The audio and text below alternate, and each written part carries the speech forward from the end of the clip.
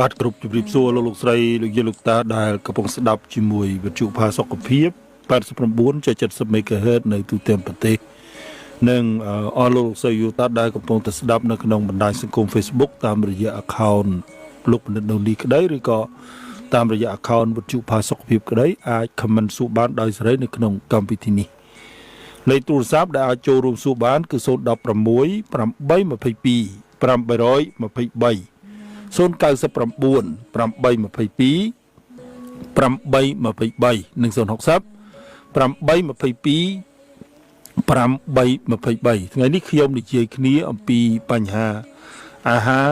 ដែលប៉ះពាល់ដល់សុខភាពឬក៏អាហារដែលជាឃាតករនិងអាហារដែលជួយសុខភាពហើយខ្ញុំបានលើកឡើងអំពីអាហារទាំងពីរមុខនោះដែលអស់លោកស្រីយោតាអាចដឹងបានហើយបើសិនបើមានចម្ងល់អាចសួរបាននៅក្នុងកម្មវិធីនេះយើងអាចបន្តចាប់ផ្ដើមជាមួយនឹងសំណួរបានចាលោកបណ្ឌិតសំណួរដំបូងគឺខ្ញុំសួរនេះគឺសំណួររបស់ប្រិមិត្តយើងដែលគាត់ខមមិនគឺបងរីរាំងចាគាត់សួរថាជំរាបសួរលោកបណ្ឌិតតើនៅប្រទេសថៃមានលក់ទឹកញ៉ាទេពដែរអត់ហើយតើនៅប្រទេសថៃនឹងស្ដាប់ឮកម្មវិធីព័ត៌មានរបស់លោកបណ្ឌិតដែរអត់ទេចាពួកអីនៅថៃពួកគាត់មករនៅទីនេះដែរតែដូចអត់មានអញ្ចឹងណាចាអញ្ចឹងគាត់ចង់សួរថាតើលោកបណ្ឌិតមានតែមួយទេនៅក្នុងអាស៊ានទាំង10ហ្នឹងឬក៏អាចពង្រីកឲ្យខ្ញុំជម្រាបថាមិនមែនអ្នកណាសុទ្ធតែអាចរៀនបានអំពីបញ្ហាសុខភាពនេះទេអស់លោកស្រីលោកយាយលោកតាត្រូវជ្រាបថាកិច្ចការងារផ្នែកសុខភាពវាមានភាពស្មុគស្មាញដោយសារតែរាងកាយរបស់យើងវាមានភាពស្មុគស្មាញដូចគ្នាដែរអញ្ចឹងនៅប្រទេសគេផ្សេងគឺយកទៅផ្នែកណាមួយនៃរាងកាយនេះមកនិយាយប៉ុន្តែតម្លៃសួរតែខ្ញុំមិនបើខ្ញុំនិយាយអំពីបញ្ហានេះដោយសារតែខ្ញុំជាស្ថាបនិកផាសុខភាពនៅកម្ពុជាខ្ញុំជាសមាជិកស្ថាបនិកផាសុខភាពពិភពលោកអញ្ចឹងនៅក្នុងនោះទោះបីជាខ្ញុំសុំទោសក្រុមហ៊ុនទឹកញ៉ាទេបាត់ឲ្យលុយខ្ញុំក៏ដោយក៏ខ្ញុំនៅតែនិយាយដែរប្រសិនបើវិទ្យុផាសុខភាពនេះឲ្យខ្ញុំនិយាយនៅក្នុងនោះមិនបើខ្ញុំលើកឡើងពីចំណុចនេះព្រោះតួនាទីនិងភារកិច្ចរបស់ខ្ញុំត្រូវនិយាយអញ្ចឹង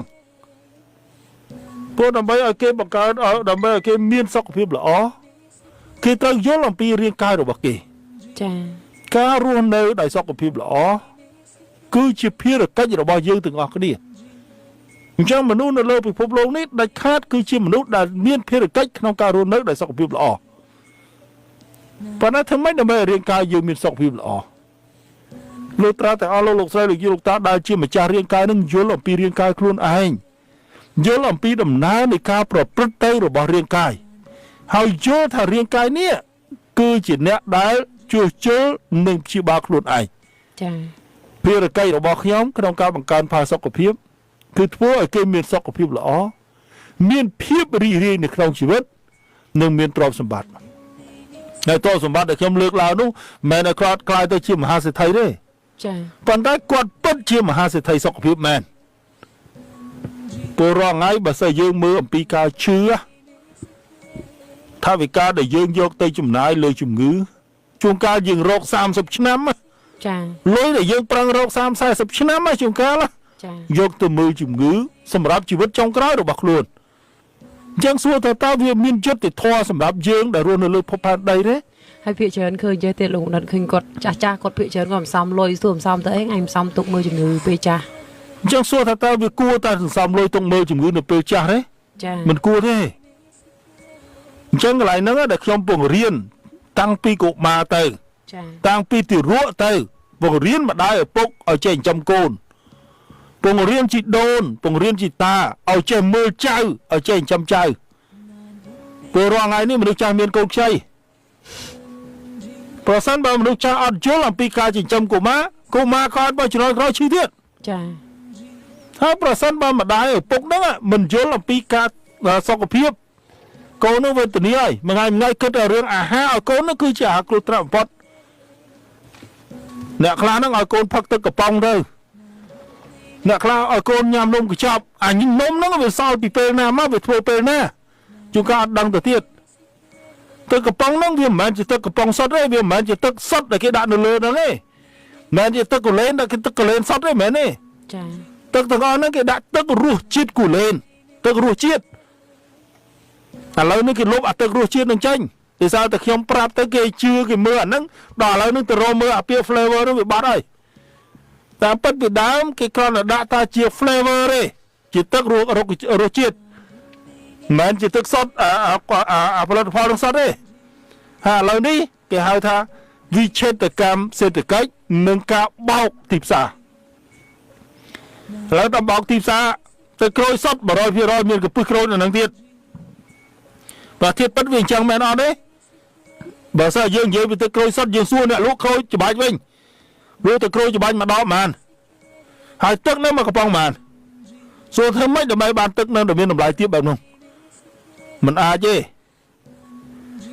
អញ្ចឹងនៅក្នុងហ្នឹងដែលខ្ញុំតែងទៅជម្រាបឲ្យលោកស្រីយកតើថាទឹកកលែនមកកំប៉ុងប៉ុន្មាន 2000 រៀល ចា ទឹកញោមកដល់ប៉ុន្មាន$40ហើយសួរទៅមិនបានវាខុសគ្នាតម្លៃខុសគ្នាមែនព្រោះនោះវាមិនជាទឹកកលែនសតឯណាវាទឹកគីមីក៏គាត់យកមកសាំងមកដាក់ថាតែទឹកញោទេស្វ័យត្បិតទៅផ្លែញោវាអត់តម្លៃប៉ុន្តែដំណើរនៃការផលិតដំណើរនៃការដឹកជញ្ជូនដំណើរនៃការផលិតឲ្យវាមានគុណភាពហ្នឹងវាត្រូវការតម្លៃដូចយើងនិយាយអញ្ចឹងអស់លោកស្រីយកតាឥឡូវនេះជួដែលផលិតចានដៃចឹងណាដឹងជួផលិតចានដៃនឹងទំហំប៉ុណ្ណាជួផលិតចានដៃប្រសិនបើយើងយកភ្លើងដុតវាណាគិតទៅវាអត់បាន1ក្រាមទេជួដែលគេផលិតចានដៃហ្នឹងយើងដុតវាមកយ៉ាងច្រើនសល់ប៉ុណ្្នឹងជើងទេចាអញ្ចឹងតាមពិតចានដៃមួយគេប្រើប្រាស់តែជួប៉ុណ្្នឹងជើងទេតម្លៃ100,000តម្លៃ20,000 30,000 រៀលដែរមែនទេចាអាជួប៉ុណ្្នឹងជើងមិនបានវាថ្លៃវាមិនមែនថ្លៃនឹងជួនឹងទេវាថ្លៃនឹងរៀងចានដៃណោមនុស្សក៏អញ្ចឹងដែរណាស្ត្រីវាមិនមែនថ្លៃនឹងស្ត្រីនឹងទេនោះវាថ្លៃនឹងរៀងវត្តគាត់ស្អាតណោសាច់ផងគេសណោណាគេចេះថែទាំខ្លួនគេណោដូចគ្នាអញ្ចឹងដែរអញ្ចឹងប្រសិនបើយើងមិនចេះយល់អំពីបញ្ហាសុខភាពយើងអត់យល់អំពីការចិញ្ចឹមកូនយើងចិញ្ចឹមកូនមកយើងមានបញ្ហាអញ្ចឹងសួរតើយើងធ្វើម៉េចដើម្បីយើងរស់នៅបានសុខភាពល្អយល់អំពីបញ្ហាសុខភាពហើយខ្ញុំសួរថាតើការយល់អំពីបញ្ហាសុខភាពខាតលុយឬថ្ងៃហ្នឹងចំណេញលុយដល់មានខាតអីផងចាតែខ្ញុំក៏មិនដែលបានណែនាំថាចង់បានសុខភាពល្អគួរញ៉ាំទឹកយោទេទេចង់បានសុខភាពល្អធ្វើនេះធ្វើនោះញ៉ាំនេះញ៉ាំនោះដែលចេញអំពីក៏មុនទឹកយោទេដែលចេញអំពីមជ្ឈមណ្ឌលផលសុខភាពឬអត់ផងចាខ្ញុំឲ្យទៅរកអ្វីដែលខ្លួនឯងមាននៅក្នុងផ្ទះយកមកធ្វើប៉ុន្តែថាអ្វីដែលខ្ញុំនិយាយទៅគេមិនជឿគេជឿអ្នកដទៃគេថានោះគេនិយាយខ្ញុំថាគេរៀនដល់ណាខ្ញុំរៀនដល់ណាគេជាស្អីខ្ញុំជាស្អីវាខុសគ្នាត្រឹមតែនិយាយគេក៏បើកឃើញអានេះមួយក៏គេនិយាយបានបើនោះមួយនិយាយបានដែរប៉ុន្តែសួរថាតើធ្វើម៉េចដើម្បីយកហេតុផលមួយច្បាស់លាស់ហើយនឹងស៊ីសង្វាក់គ្នាមិនមែនជារឿងស្រួលណាតើឥឡូវយើងអាចចាប់ផ្ដើមបន្ថែមជាមួយនឹងសំណួរចា